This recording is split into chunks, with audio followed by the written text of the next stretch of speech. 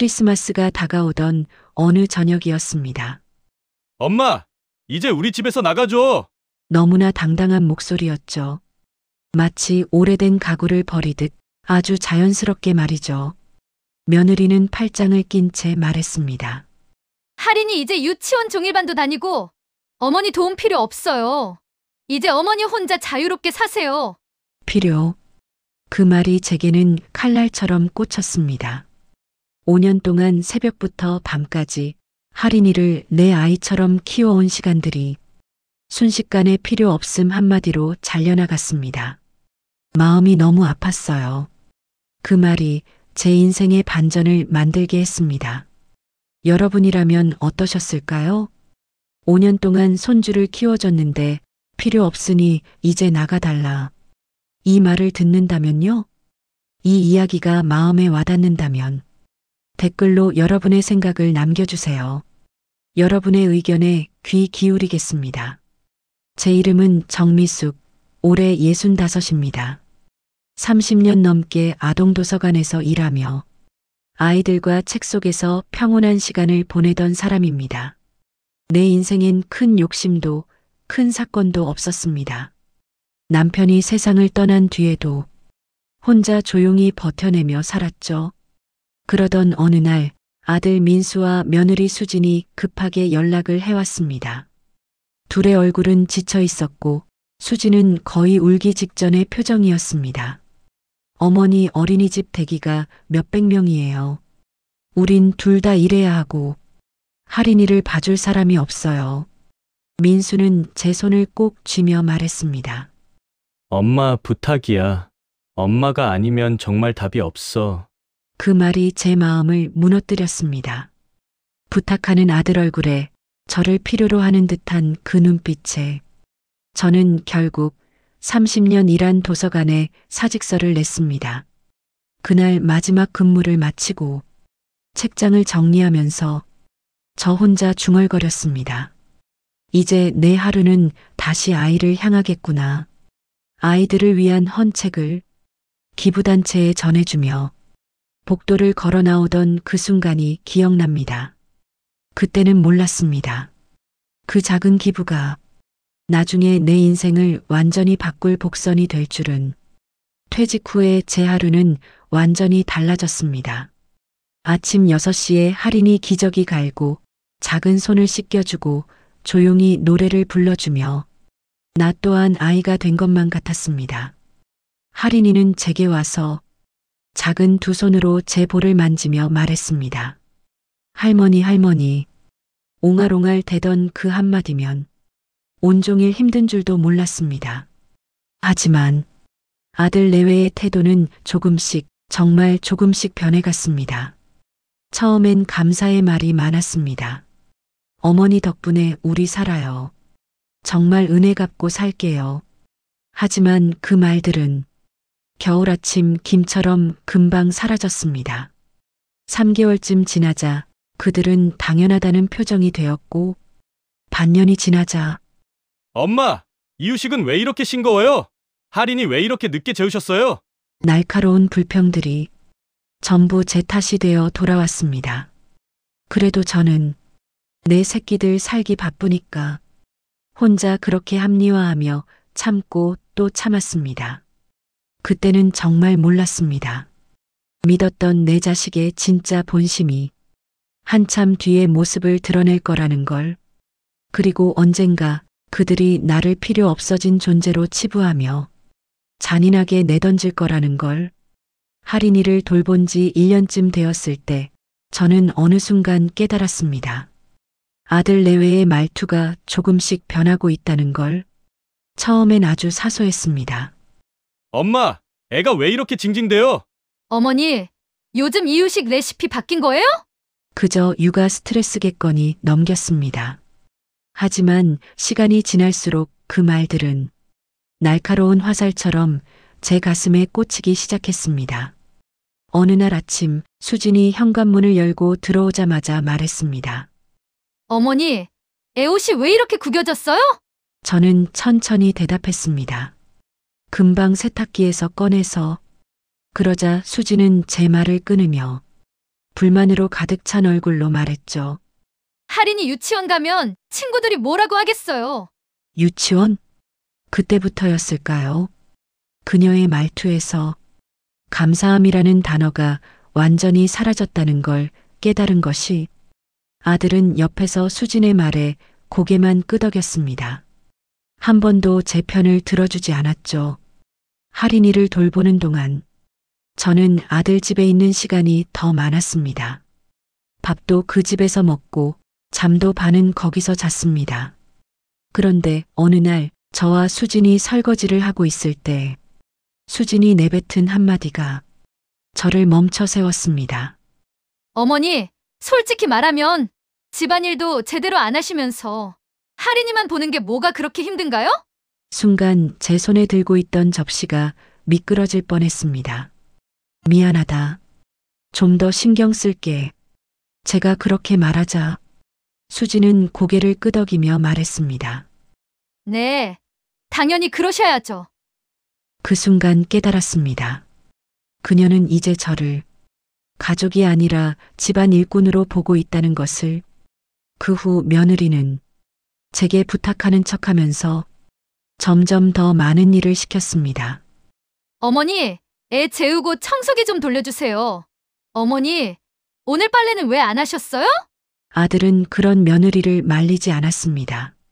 엄마, 집안일 하다 보면 깜빡할 수도 있는 거지. 그렇게 말하면서도 그의 눈빛엔 은근한 불만이 담겨 있었습니다. 어느 날 저는 하루 종일 할인이와 놀아주고 저녁밥까지 준비했습니다. 밥을 차려두고 식탁을 닦고 있을 때 그들은 퇴근에 들어왔습니다.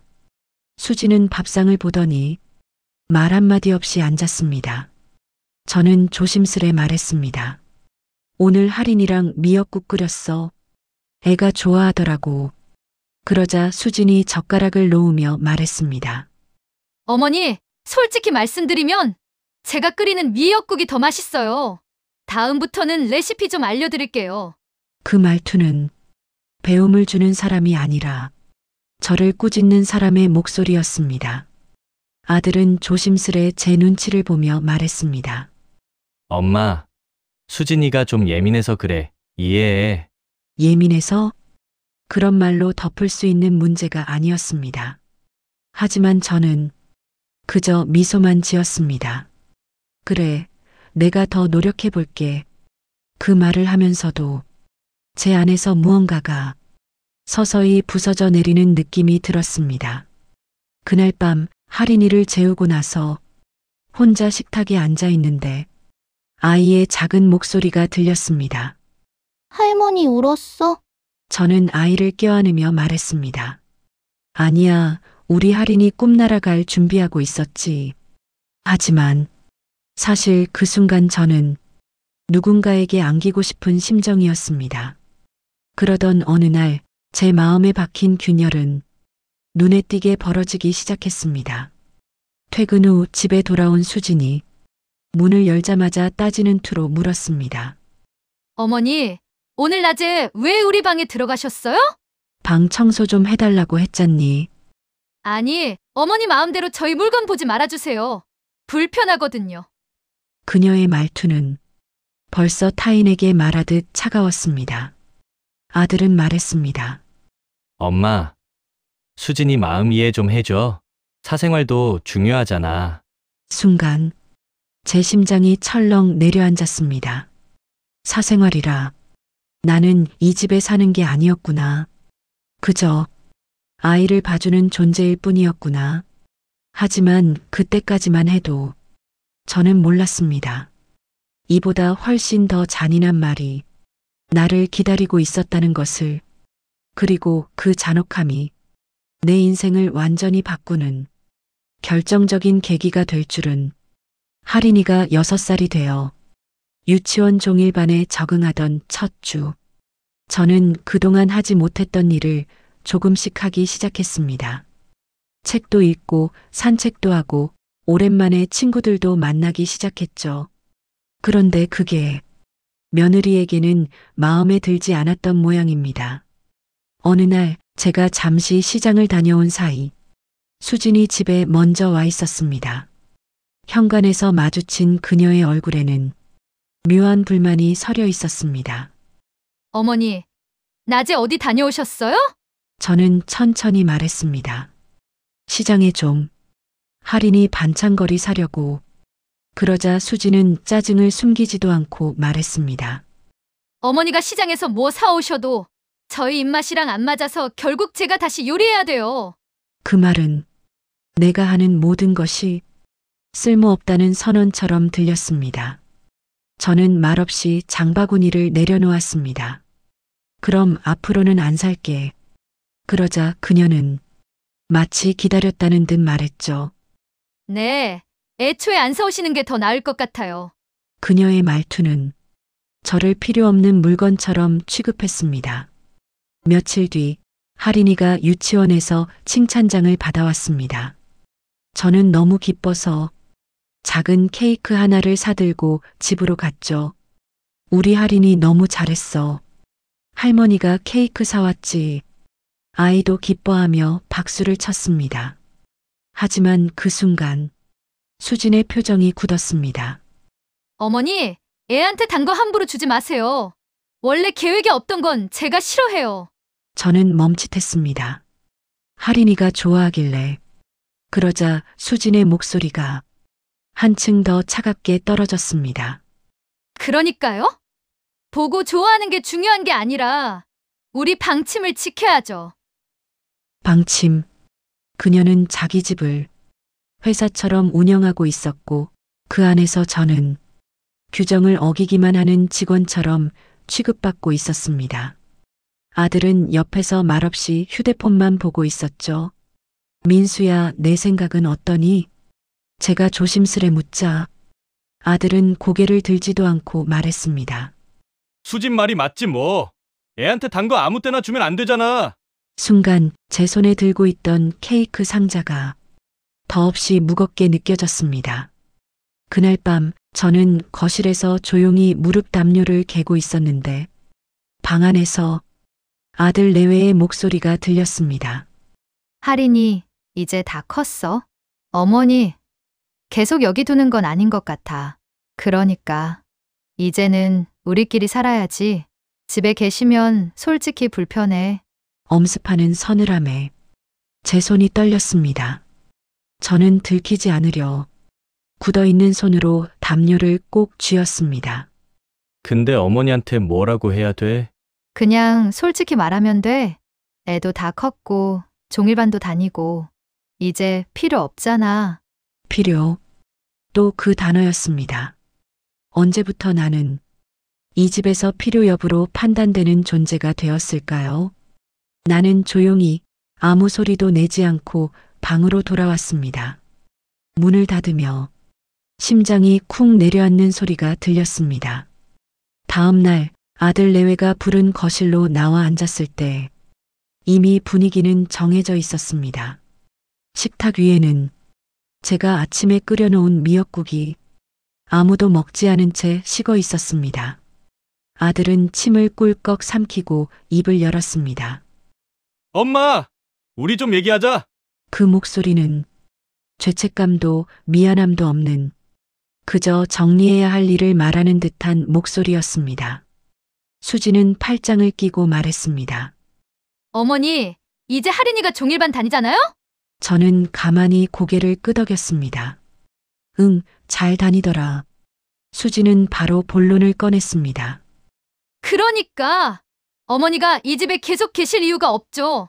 그 말 한마디에 제 귀에서 무언가 뚝 부러지는 소리가 났습니다. 뭐라고?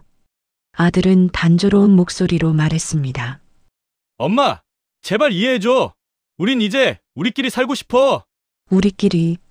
그 말 역시 칼처럼 가슴을 후벼 팠습니다. 수지는 결정적인 말을 내뱉었죠. 애는 우리가 키울게요. 이제 어머니는 집 좀 비워주세요. 짐작은 했지만 막상 들으니 심장이 얼어붙었습니다. 제가 떨리는 목소리로 말했습니다. 할인이는 뭐래? 수지는 웃으며 말했습니다. 애한테는 할머니 이제 필요 없다고 말했어요. 그 순간 제 눈앞에서 세상이 꺼져내렸습니다. 그리고 확실히 깨달았습니다. 이제 이 집에서 나는 가족이 아니라 소모품이었다는 것을. 이날의 상처가 제가 결심을 하게 만든 가장 큰 이유였습니다. 그래, 내가 나갈게. 제 목소리는 생각보다 너무나도 차분했습니다. 그 어떤 울먹임도, 그 어떤 사정도 없었습니다. 그들은 그제야 제가 쉽게 무너지지 않는 사람이라는 걸 알게 된 듯 했습니다. 하지만 그 순간에도 그들은 몰랐습니다. 이 모든 일이 자신들에게 어떤 대가로 돌아올지. 할인이를 유치원에서 데려온 날이었다. 작은 책가방을 메고 신이 나서 달려오던 아이의 얼굴은 해맑기만 했다. 할머니, 오늘 크리스마스 카드 만들었어. 그 작은 손에 들린 카드는 삐뚤빼뚤한 글씨로 적혀 있었다. 할머니, 메리 크리스마스. 사랑해. 그 문장을 보는 순간 저도 모르게 눈이 뜨겁게 차올랐다. 오늘 같은 날, 이 아이에게만은 웃어주고 싶었다. 하지만 집에 도착하자마자 수진의 눈은 차갑게 굳어 있었다. 어머니, 오늘 왜 할인이랑 그렇게 늦게 오셨어요? 나는 조용히 설명했다. 유치원에서 크리스마스 카드 만든다고. 조금 늦었어. 그러자 수진은 한숨을 크게 내쉬었다. 애를 그렇게 데리고 다니면 적응 못해요. 아시겠어요? 할인이가 옆에서 수진의 옷자락을 잡으며 말했다. 엄마. 나 할머니랑. 그러나 수진은 아이의 말을 끊어버렸다. 됐어. 들어가서 옷 갈아입어. 아들은 방에서 나와 제 얼굴을 힐끔 보더니 말하더군요. 엄마 잠시만 거실로 나와봐. 그 말투는 우리 사이에 남아있던 마지막 다리마저 끊어내는 목소리였다. 나는 조용히 거실 소파에 앉았다. 마치 재판을 기다리는 죄인처럼. 수지는 팔짱을 낀 채 서 있었다. 아들은 깊은 숨을 내쉬며 말했다. 엄마 저희가 어제 이야기했잖아요. 그래 듣고는 있었다. 제가 말하자 수진이 끼어들었다. 그럼 이제 아시겠죠? 어머니가 이 집에 계실 이유가 없어요. 그녀는 마치 당연한 사실을 말하는 듯한 얼굴이었다. 아들은 제 눈을 피하며 말했다. 엄마, 미안한데 이번 주말까지만 부탁할게. 그 말이 떨어지는 순간 제 귀에서 뭔가 쾅 하고 울리는 소리가 들렸다. 이번 주말까지? 응, 그 뒤로는 우리끼리 지내면 좋겠어. 나는 잠시 말을 잃었다. 숨이 턱 막히는 느낌이었다. 그런데 수진이 잔혹한 말 한마디를 더 얹었다. 어머니도 이제 나이가 있으시잖아요. 새로운 집 알아보시는 게 좋을 것 같아요. 그 말은 차가운 얼음물을 온몸에 붓는 것 같았다. 그 순간 할인이가 거실로 조심스럽게 나왔다. 할머니 어디 가? 작은 손이 내 옷자락을 잡았다. 그 작은 온기를 느낀 순간 눈물이 터져 나올 것 같았다. 하지만 나는 그 아이 앞에서 약해질 수 없었다. 할인아, 할머니 잠깐 일 보러 다녀오는 거야. 수지는 아이를 빼내며 말했다. 할인아, 이제 우리 가족끼리만 지내는 거야. 우리 가족끼리. 그 말이 또 칼처럼 날아와 가슴 한가운데를 후벼 팠다. 나는 조용히 말했다. 그래 알겠다. 내가 정리하고 나갈게. 그 말에 수진의 입꼬리가 아주 미세하게 올라갔다. 숨기려 했지만 나는 그 표정을 놓치지 않았다. 그들은 그 순간 벌써 나를 내보내는데 성공했다고 생각했다. 하지만 그들은 몰랐다. 내가 그날부터 준비하기 시작할 진짜 반전의 시작을. 방에 들어가 문을 닫는 순간 무릎이 툭 하고 꺾여 바닥에 주저앉았다. 나는 조용히 속삭였다. 내가 정말 필요 없는 사람인가. 눈물이 뼛속에서부터 차오르는 듯했다. 하지만 잠시 후 나는 조용히 눈물을 닦고 겨우 자리에서 일어섰다. 책상 서랍을 열자 남편과 함께 모았던 적금 통장이 보였다. 그리고 오래전 내가 기부했던 헌책 영수증도 있었다. 나는 그 서류들을 하나하나 천천히 정리했다. 그리고 아주 조용히 속삭였다. 그래, 너희도 너희 인생이 있겠지. 하지만 내 인생도 이제는 내 손으로 지킬 때가 됐어. 그 순간 내 마음 한쪽에서 희미하지만 분명한 각성이 일어났다. 그리고 나는 결심했다. 저들이 평생 후회할 선택을 내가 하게 될 거라고. 이날 밤 그 누구도 모르게 내 인생의 페이지가 완전히 넘어갔다. 짐을 싸서 아들 집을 나오는 날 할인이는 유리창에 달라붙어 작은 손으로 창문을 두드리고 있었다. 할머니, 가지 마. 그 목소리가 귓가에 계속 맴돌았다. 나는 억지로 웃으며 손을 흔들었지만 그 아이의 떨리는 입술을 보는 순간 심장이 천천히 찢어지는 것 같았다. 문이 닫히고 현관의 잠금 장치 소리가 철컥 울리는 순간 나는 깨달았다. 이 집은 이제 내 집이 아니구나. 아니, 애초부터 내 집이 아니었다. 버스 정류장에 앉았는데 겨울바람이 참 매서웠다. 혼자 앉아 있으니 문득 허무함이 몰려왔다. 내가 어떻게 여기까지 온 걸까? 한때는 누구보다 씩씩하고 일을 사랑하던 사람이었다. 아이들에게 책을 읽어주고 작은 목소리를 모아 동화를 완성하던 그 잔잔하고 따뜻한 순간들이 문득 떠올랐다. 그런데 지금은 손녀를 사랑한 죄밖에 없는데 필요 없다는 말 한마디에 집에서 밀려나 있다. 나는 그 겨울 정류장에서 오래 숨을 쉬었다. 그리고 문득 아들 내외의 얼굴이 떠올랐다. 애도 다 컸고요. 어머니는 이제 필요 없어요. 이 집에서 나가주세요. 필요, 불필요. 그 기준으로 나를 재단한 사람들. 그들의 표정을 떠올리는 순간 내 안에서 무엇인가 천천히 돌아가기 시작했다. 그래, 너희가 나를 버렸으니 이제 나도 너희에게 기대지 않는다. 그 순간 이상하리만큼 마음이 고요해졌다. 그리고 마음 구석에서 작은 목소리가 들렸다. 이제 너 자신을 위해 살아라. 며칠 후 나는 조용히 은행을 찾았다.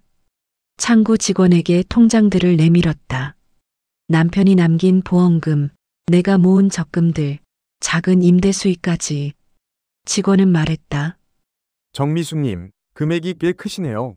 계좌 정리를 어떤 방식으로 도와드릴까요? 나는 차분히 말했다. 기부하려고요. 절차를 알려주세요. 직원은 놀란 눈으로 나를 바라봤다. 하지만 나는 눈 하나 까딱하지 않았다. 오히려 그 말을 내뱉는 순간 뭔가가 풀리는 느낌이었다. 그동안 가족이라는 이름 아래 당연하다는 듯 이용당했고 감사조차 받지 못했던 시간들, 그 시간들이 모두 하나의 문장으로 정리되는 것 같았다. 기부하려고요. 창구에서 서류를 작성하면서 한 가지 사실이 더 떠올랐다. 할인이, 그 아이, 내가 손녀를 사랑한 마음은 그 어떤 상처보다 깊었고 그 어떤 배신보다 강했다. 그래서 나는 할인이 이름으로 된 비공개 통장을 한 번 더 들여다봤다. 통장 안에는 수년간 모은 돈이 그대로 있었다. 나는 그 통장을 쓰다듬으며 중얼거렸다. 이건 할인이가 어른이 되었을 때 할머니가 마지막으로 줄 선물이야. 그 누구도 모르게 웃음이 났다. 아들 내외는 절대 알 수 없는 나만의 비밀 선물. 변호사 사무실을 찾았을 때 변호사는 차분히 물었다. 정미숙님, 기부금 전액을 사회복지재단으로 지정하시는 이유가 있으신가요? 나는 고개를 끄덕이며 말했습니다. 제가 가진 건 다시 누군가에게 가는 게 맞아요. 누구에게든 필요 없는 존재라는 말은 듣지 않게 해주고 싶어서요. 변호사는 한참 동안 말을 잇지 못했다. 혹시 아드님과 상의는 하셨는지요? 아니요. 그럼 말씀하실 계획도 없으시고요? 나는 조용히 웃었다. 없어요. 내가 가진 건 내가 결정하는 거니까. 그 말이 스스로에게 가장 단단한 선언처럼 느껴졌다. 그 순간 마음속에서 여태껏 누군가를 위해 참고 눌러왔던 모든 억울함이 풀려나갔다. 그리고 내 의자를 옮기며 자리에서 일어나는 순간 나는 스스로에게 다짐했다. 이제는 나를 버린 사람들에게 더는 기대지 않는다. 이제 남은 건 하나였다. 조용히 그러나 완벽하게 내 삶의 마지막 페이지를 내 손으로 다시 쓰기. 그리고 이 계획이 필요한 때가 되면 후회하게 만들어주고 싶은 마음도 생겨났다.